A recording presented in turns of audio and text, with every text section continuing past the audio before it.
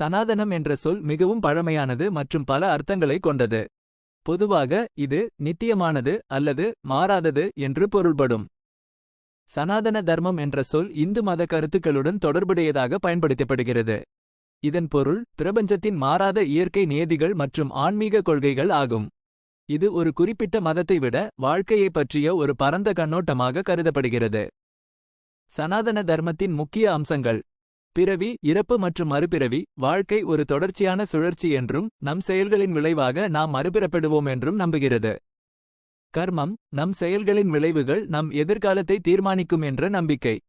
தர்மம், ஒவ்வொருவரும் தங்கள் வாழ்க்கையில் பின்பற்ற வேண்டிய நியாயமான மற்றும் நீதியான பாதை.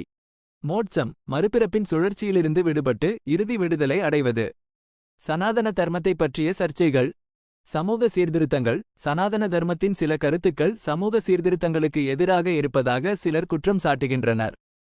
அறிவியல். சனாதன தர்மத்தின் சில கருத்துக்கள் அறிவியல் ரீதியாக நிரூபிக்கப்படாதவை என்றும் கூறப்படுகிறது.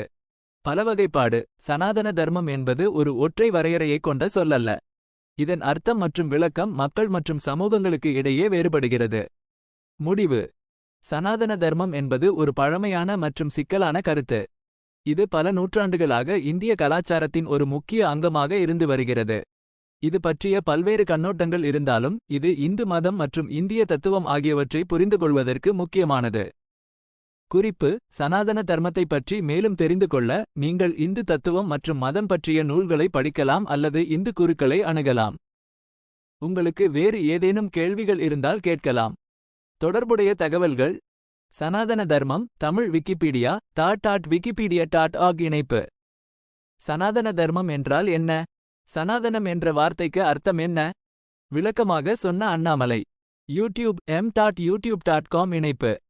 முக்கிய சொற்கள்: சனாதனம், தர்மம், இந்து மதம், பிறவி, இறப்பு, மறுபிறவி, கர்மம், மோட்சம். குறிப்பு: இந்த பதில் பொதுவான தகவல்களை கொண்டுள்ளது. சனாதன தர்மம் பற்றிய ஆழமான புரிதலுக்கு நீங்கள் மேலும் ஆய்வு செய்ய வேண்டும்.